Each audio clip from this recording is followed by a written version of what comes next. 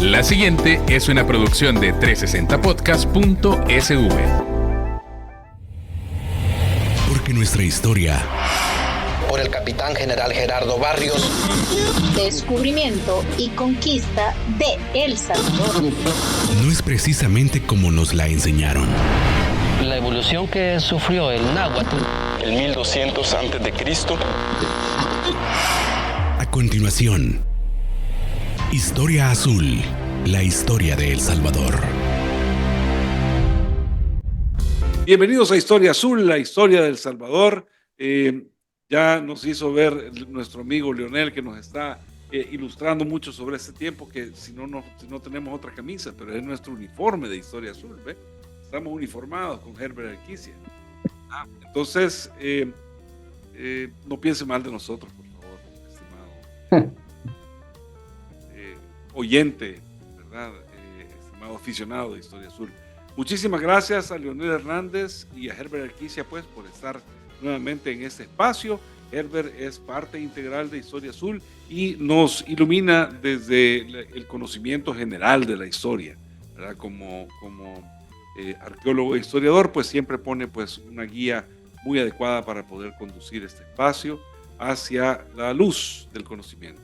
Y ahora pues con Leonel Hernández hemos aprendido muchísimo de los años post declaración de independencia y conformación de la República. Gracias nuevamente por acompañarnos, Leonel. Tu luz ha sido muy grande. Creo que hemos aprendido muchísimo en este tercer episodio de Historia Azul, que es el número 3 de la temporada y que es el número 51 de la saga de Historia Azul, la historia de El Salvador. Bienvenido. Bueno, nos quedamos, perdón, Leonel, siempre agradecidos por tenerte acá con nosotros y continuar con esta historia que venimos, que iniciamos con cómo se construyó la Federación Centroamericana, luego cómo termina, ¿verdad?, con la muerte, con el fusilamiento de Francisco Morazán en Costa Rica, y luego cómo a partir de ahí se construye el mito, la leyenda, el hombre, el héroe, todo lo que querrás que venga, que creo que es sumamente interesante. Bienvenido, Leonel. Muchas gracias. Un placer siempre estar aquí con ustedes discutiendo esos temas de historia. Y bueno, entrando de lleno, como vimos en las otras sesiones, el tema de cómo se formó la República Federal, luego cómo se desarrollaron los conflictos y las guerras que van a hacer que fracase este proyecto federal, y que durante la última etapa, pues Francisco Morazán va a tener mucho protagonismo. Ahora hablemos de cómo se construye el héroe, porque una cosa hay que tenerlo muy claro, una cosa es el personaje histórico y luego lo que se dice él, porque lo que se dice él, el héroe, tiene más que ver con aquellas personas que promovieron su culto con él mismo. Entonces, una cuestión muy interesante. Y en primer lugar, recordemos que el siglo XIX es donde se configuran el Estado-Nación. Es decir, el Estado como esa estructura de gobierno, con instituciones, y la nación como ese sentimiento de identidad con un territorio, ese sentimiento de pertenencia. Y así como en el culto religioso católico existen los santos, que son el modelo de lo que es un devoto, un fiel cristiano, así en la vida republicana el ciudadano se convierte en ese modelo del deber ser, y qué mejor modelo que estos héroes nacionales. Y es ahí donde empiezan a surgir estos personajes que de alguna manera van a influir a darle identidad a lo que es los estados centroamericanos y en específico el caso salvadoreño. Y digo en específico porque es en El Salvador donde se empieza a retomar su culto. Hacia 1848, me parece, con el presidente Vasconcelos, es que se traen los restos de Morazán hacia El Salvador. Llegan hacia el puerto de Acajutla, luego se trasladan desde Costa Rica. Se traen desde Costa Rica, llegan al puerto de Acajutla, pasan por Sonsonate, por Santa Ana. Hay una especie de desfile, por si se le quiere ver, con los restos. Leonel, perdón, para la gente que nos escucha y que está oyendo esta historia, dice, bueno, ¿y Leonel Leonel Hernández, historiador, ¿de dónde ha sacado estos datos, por ejemplo? Entonces sí me gustaría que nos contara, bueno, existen fuentes. Claro, no. De hecho, hay una historiadora francesa que se llama Catherine Lacasse, y hace un par de años acaba de publicar un libro que se llama El Bolívar de Centroamérica, hablando de Morazán, donde ella estudia cómo se ha construido en Centroamérica el héroe de Morazán. Entonces ella relata a detalle cómo esos restos se traen desde Costa Rica hasta El Salvador, pero el problema es que no se puede, como se le llamaba en ese momento, una exhumación formal, es decir, llevarlos a un cementerio formal, porque hay muchos vaivenes políticos. Vasconcelos era liberal y más tarde Gerardo Barrios igual. ¿Qué sucede? Que si bien llegan en 1848 y van a estar en varios lugares, Sonsonate, Santa Ana, van a terminar en Cojutepeque, donde van a estar aproximadamente 10 años, va a ser hasta en el año 58 que va a llegar al poder por un breve periodo Gerardo Barrios, y Gerardo Barrios va a hacer ese traslado desde Cojutepeque hasta el cementerio central de San Salvador, que es ahora el cementerio de los Ilustres.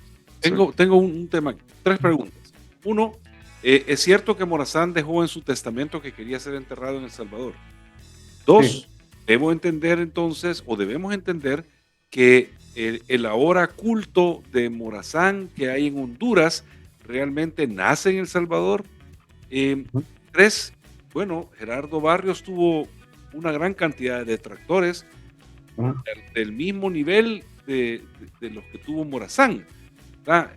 Quizás un enfrentamiento mucho más acérrimo con las autoridades guatemaltecas, con el clero de Guatemala, pero no se llevaron a Morazán nuevamente del cementerio de El Salvador en forma posterior, siendo esto que podía ser un combustible para poder iniciar nuevas cosas. Esas son 3 observaciones que me surgen. Si tenés ahí un segundo para aclarar. Ok, te escucho un poco suave, Carlos, pero sí te entendí. Ya me acerco.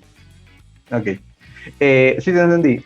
Primero, sí, en el testamento de Morazán dice que él quiere que sus restos, se lleven a Salvador. Más bien dice, lego mis restos al Estado salvadoreño, que fue quien me apoyó en toda su lucha, por así decirlo. Y recordemos en aquel momento las identidades no estaban tan definidas como ahora. Las identidades nacionales. Las identidades nacionales en la época federal, es decir, alguien es salvadoreño, por ejemplo, ahora puede ser bien de Santa Ana o de San Miguel o de San Salvador. No había entonces estas fronteras. Las fronteras se van construyendo con el tiempo y sobre todo es un imaginario de una identidad territorial. Entonces, si bien Morazán nació en Honduras, pero se autodefinía como centroamericano. De ahí que su intención también pues que sus restos fueran llevados a El Salvador, donde tuvo mayor apoyo. Y bueno, también vale la pena recordar que en el caso de por qué Gerardo Barrios hace este evento, este ritual cívico, se le quiere decir, a Morazán, porque Gerardo Barrios participó en varias de las batallas de Morazán como parte de sus oficiales. Se dice por ahí, hay un relato que ya en la batalla de Hualcho, con apenas 14, 15 años, andaba Gerardo Barrios ahí. Es muy curioso porque también esta hacienda del Espíritu Santo. Y que a Usulután. Sí, y la hacienda del Espíritu Santo, donde se dio una de esas batallas, era de la familia de Gerardo Barrios. Entonces, hay una relación ahí cercana. Entonces, Barrios de alguna manera miraba como mentor. Y todavía tenía esta idea de su mentor de unir a Centroamérica. Entonces, parte de este imaginario es rendir ese culto a su mentor, llevar sus restos y hacerle un evento fúnebre en el cementerio central, ahora cementerio de los Ilustres. Eso fue en 1858. Bueno, se retoma, hay unas intenciones de revivir la federación, la guerra que va a tener Rafael Carrera con Gerardo Barrios a inicios de la década de 1860, donde más tarde, pues al final, en 1865 va a ser fusilado Gerardo Barrios, pero queda. ¿En dónde, Gerardo Barrios? ¿Cómo? ¿Capturado y traicionado en dónde, Gerardo Barrios? Gerardo Barrios me parece que cuando iba al exilio es capturado. ¿En dónde?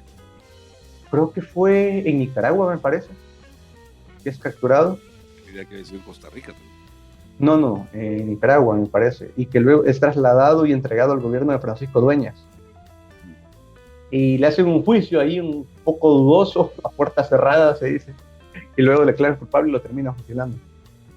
Pero bueno, pero quedó esta idea en el imaginario de Morazán como referente de la Unión Centroamericana. Y ya para la segunda etapa liberal, que pues empieza en el último cuarto del siglo XIX, con el mariscal Santiago González, con la presidencia de Santiago González, se va a revivir este culto. Y ya durante el gobierno de Rafael Saldívar, en 1882, se va a inaugurar la famosa Plaza Morazán en San Salvador, donde se va a erigir un busto a Morazán. Es el primer monumento a Morazán en Centroamérica. Y el primer monumento desde el Estado salvadoreño a un personaje. A un personaje. Entonces es curioso, porque cuando se habla, por ejemplo, de héroes nacionales, se ponen, por ejemplo, Matías Delgado, José Simón Cañas, pero esa construcción de los héroes de la independencia es posterior. El primer héroe que se retome no es de la independencia, es de la federación, en el caso de Morazán, porque se miraba en esta visión liberal de las reformas liberales como un promotor, como un precursor de esta reforma. Y bueno, este culto a Morazán va a ser retomado y adoptado por los militares con mayor fuerza en el siglo XX. Y aquí es importante porque ya en el siglo XX, a partir de 1931, que llega el general Maximiliano Hernández Martínez al poder, le va a dar mucho protagonismo a estos personajes como Morazán, como Arce, que además de políticos tenían este carácter militar. Y un caso que estudié hace un tiempo, el caso de la batalla de San Pedro por la Paz, es muy interesante porque la primera vez que se conmemora es en 1939, en el centenario de esa batalla, por apoyo del gobierno del general Martínez. Entonces van a haber una serie de celebraciones a conmemorar estas batallas en honor a Morazán, a tal grado que ya en la década de 1950 va a surgir una institución que se va a llamar ODECA, Organización de Estados Centroamericanos. Entonces, estos personajes van a tomar a Morazán también como símbolo de la entidad centroamericana y van a dar mucho apoyo para pues, ir rindiendo este culto a Morazán. Y lo curioso es que se van a empezar una serie de bustos. En el caso de San Pedro Purlapán en 1858, que se va a crear un busto de bronce y se va a tejer una serie de alianzas a través de la ODECA entre los gobiernos de El Salvador y Honduras principalmente. Y esto va a ser la génesis de lo que más tarde, en el año 1959, me parece, va a ser el Mercado Común Centroamericano. El Mercado Común Centroamericano es una especie de libre comercio entre los estados de Centroamérica que pretendía unir las economías. Entonces, todo esto tiene también como lógica el morazanismo, o sea, ver esta lógica de unir Centroamérica, al menos en el plano económico. Y es muy, muy interesante porque a partir de eso, pues, varios gobiernos, en el caso hondureño, lo van a adoptar como referente. Y esto es importante porque Honduras en un primer momento en el siglo XIX no era muy adicto a Morazán, pero en el siglo XX sí lo retoman, hasta el grado que en la actualidad pues viene siendo casi especie de santo para los hondureños. San Francisco. No te escucho, Carlos. El héroe nacional de Honduras. Correcto. Sí, o sea, creo que también hay una serie de distinciones, así como en El Salvador una distinción es la Orden Matías Delgado y es la Orden Morazán. Tiene bastante gracia. Leonel, también es importante decir que, bueno, Morazán para El Salvador es sumamente interesante, pues, o sea, la figura de él, incluso el nombre del departamento que lleva, pues, el título de Francisco de Morazán, ¿verdad? O sea, de Morazán. Claro. Recordemos que en el siglo XIX se fueron configurando el territorio, los departamentos, y se le daba nombre a estos personajes más relevantes. Otro fue, por ejemplo, este general hondureño Trinidad Cabañas, La cabaña, exacto. que era parte de la oficialidad de Morazán, y que luego a ese departamento fronterizo con Honduras se le va a poner Cabañas. A veces es muy curioso porque a veces no sabemos de dónde vienen estos nombres, pero también tienen su origen, lo mismo con Morazán. No, y también otra cuestión importante con Morazán y con este unionismo centroamericano, digamos, no sé si basado en la federación o no, es que, bueno, el siglo XX también, cuando se celebra, digamos, el primer centenario de la independencia del Reino de Guatemala, también hay una especie de conjeturas para poder querer ver unida esa Centroamérica, o también hay partidos unionistas también, acordate. El PUCA, Partido Unionista Centroamericano. Entonces hay una serie de eventos que suceden durante el siglo XX que son muy importantes y que vienen de esa primera etapa del, digamos, liberal del siglo XIX. Ya en la segunda etapa liberal del siglo XIX, en el caso de Guatemala y El Salvador en 1871, pues retoma la figura, obviamente, como bien lo has dicho, de Morazán, que es el paladín del liberalismo, ¿verdad? Incluso, como bien expresabas, no importa que haya sido hondureño, que haya sido, no, la cuestión era sí, nacionalidades. Exacto, pero lo importante al final y al cabo era que era un liberal, ¿verdad? Entonces, estaba liberal unionista. Liberal, unionista, ¿verdad? Y demás, y que era esta figura también que peleó, digamos, de alguna manera por crear esta patria grande y demás cuestiones, pero eso también queda en lo que, digamos, en como esa segunda etapa liberal, ¿verdad? Correcto. Y un punto que quería señalar yo es que también los historiadores no estamos libres de culpa en esta construcción de héroes. Recordemos que en la década del 20 nace la Academia Salvadoreña de la Historia, me parece. Es el 24, ¿verdad? ¿O 23? 22.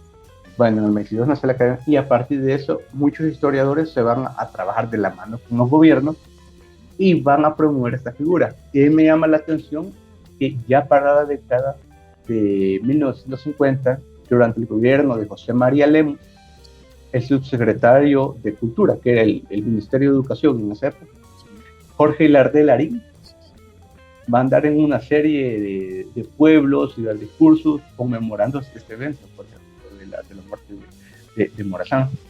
Entonces, esta serie de inauguración de monumentos, de alianzas con el PUCA, con ODECA, va a estar muy relacionado a los intereses de su momento. O sea, siempre hay que verlo como cuestiones coyunturales. En ese momento de mediados del siglo XX era muy importante promover la unidad centroamericana y es ahí donde cobra mucho más realce la figura de Morazán. Y pues ya para la última etapa, ya siglo XXI, ya es muy curioso cómo, así como en el sur, Simón Bolívar es un referente de la unidad sudamericana, en Morazán se la ve referente en la misma lógica. Y esto ya ligado a cuestiones contemporáneas, lo que fue ALBA y todas esas cosas, que también los hondureños sobre todo lo van a retomar como un elemento de la identidad de la región de Centroamérica. Y bueno, también quiero hacer referencia a cómo también Morazán sirve para configurar identidades regionales.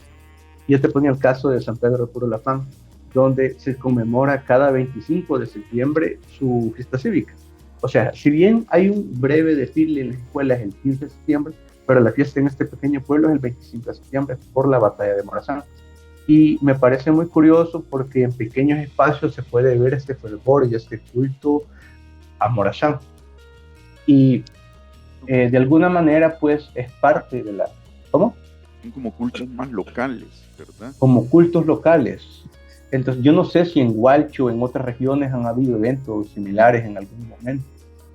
No. Pero me parece muy importante traer a colación que en algunos lugares todavía hay, qué sé yo, atisbos, por así decirlo, de esta identidad centroamericana. Y este proyecto federal que no pudo ser, ha permeado de alguna manera en los centroamericanos como un sueño frustrado. Y en la medida que ha sido un sueño frustrado, la figura de Morazán, al ser como el símbolo, ha servido para que se mantenga pues, cierta vigencia. No, pero tal como en el pasado y en el presente, la figura de Morazán es por unos amada, por otros no tan querida, ¿verdad? En el espacio centroamericano. Y eso al final es interesante porque, como decías, en El Salvador sí es una figura importante. Muy pues, respetada y querida. Sí. Está la asociación morazanista, ¿verdad? Claro. En Honduras ni se diga, pero en el caso de El Salvador es importante. Y en el caso de, por ejemplo, de Guatemala, Nicaragua, Costa Rica, ¿nos podrías hablar sobre ello? ¿Cómo? Fíjate que no tengo mucha información del caso de guatemalteco y del nicaragüense. Pero, por ejemplo, en el caso de Costa Rica, Braulio Carrillo es un presidente muy querido. Son de aquellos presidentes que se le atribuye la introducción del café y todo esto que le dio mucha bonanza a Costa Rica. Y de esa manera, de alguna manera, hay como cierta renuencia a Morazán. Entonces, por lo que he podido percibir, al menos en el grupo de historiadores ticos, una cierta oposición a este culto a Morazán. Sin embargo, contrario a hondureños. Los hondureños...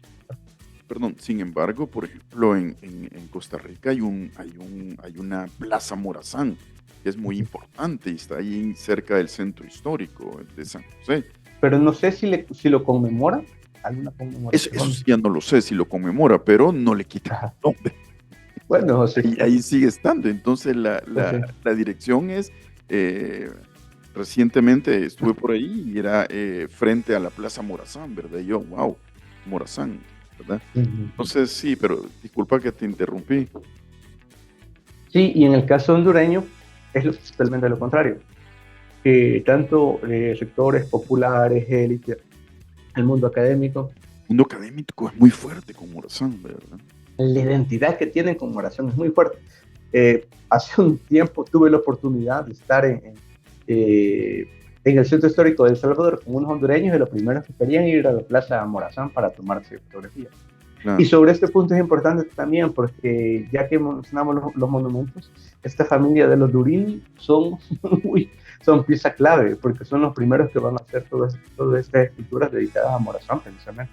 Leonel Hernández se refiere a Francisco Durini, que era el que hacía toda esta escultura de Morazán y demás, ¿verdad? Hizo la mitad del cementerio. De Gerardo Barrio, Morazán. Pero eso es interesante porque, como te digo, yo recuerdo en un tiempo de la vida de un servidor, viví en Guatemala y me encantaba recorrer el paseo de la Reforma, ¿verdad?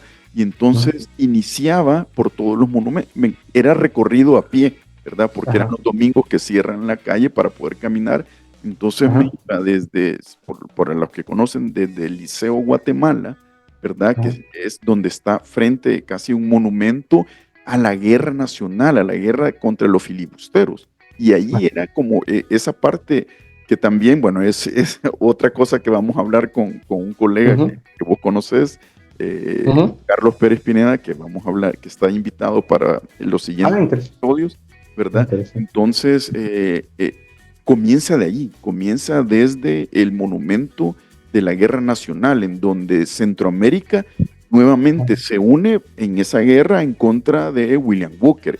Y de ahí me iba recorriendo todos los monumentos, pero recuerdo haber visto un Morazán, veía otros, pero bueno, no recuerdo, ahorita no recuerdo, pero hubiera sido, quizás me hubiera marcado si hubiera visto Morazán, y termina eso. En la última etapa de Morazán, él fue enemigo de Guatemala. Sí, por supuesto, y la reforma luego termina en las Américas allá con Juan Pablo II, ¿verdad? O sea, es un recorrido de monumentos muy interesante, entonces también eso te dice la importancia de los monumentos en la construcción de los estados nacionales, ¿verdad? Es una especie de, bueno, ahora es porque existen otros medios, pero en aquel momento que no había otras maneras de propaganda visual, los monumentos eran piezas claves. Y las plazas era donde se reunía la gente. La gente iba a la plaza, sea que hubiera el mercado, o sea, o salía de misa, se iba a la plaza, o sea, era una toda dinámica. Y una cosa interesante de estos monumentos como el de Francisco Morazán y el de Gerardo Barrios, o sea, que por ejemplo, recuerdo muy bien, y el de Gerardo Barrios en El Salvador, que alrededor del monumento están las placas de cada una de las batallas importantes. Ahí está la batalla.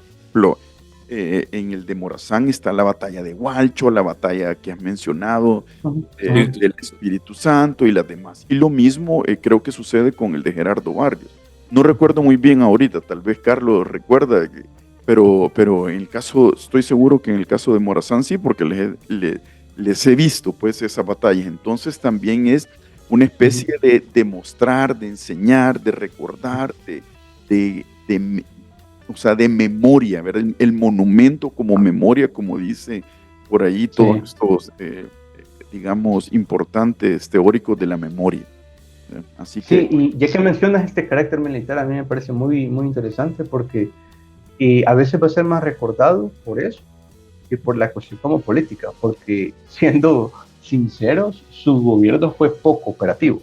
Si bien había un amplio programa de reformas, pero muy poco de eso se pudo concretizar porque el gobierno de Morazán estuvo totalmente marcado por la guerra.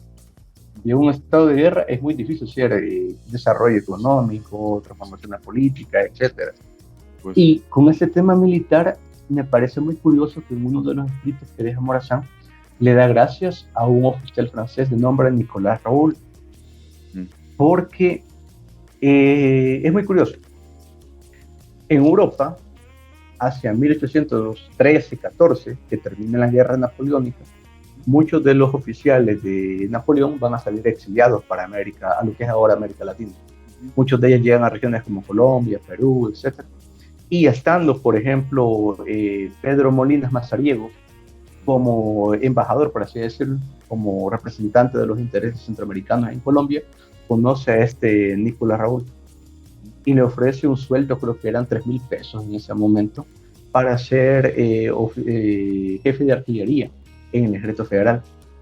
Llega a Guatemala en la década de 1820, ya por 1825-26, y es contratado por Arce para dar instrucción al Ejército Federal. Lo curioso es que cuando empieza la guerra, este rol se cambia de bando, pasa al bando de Morazán.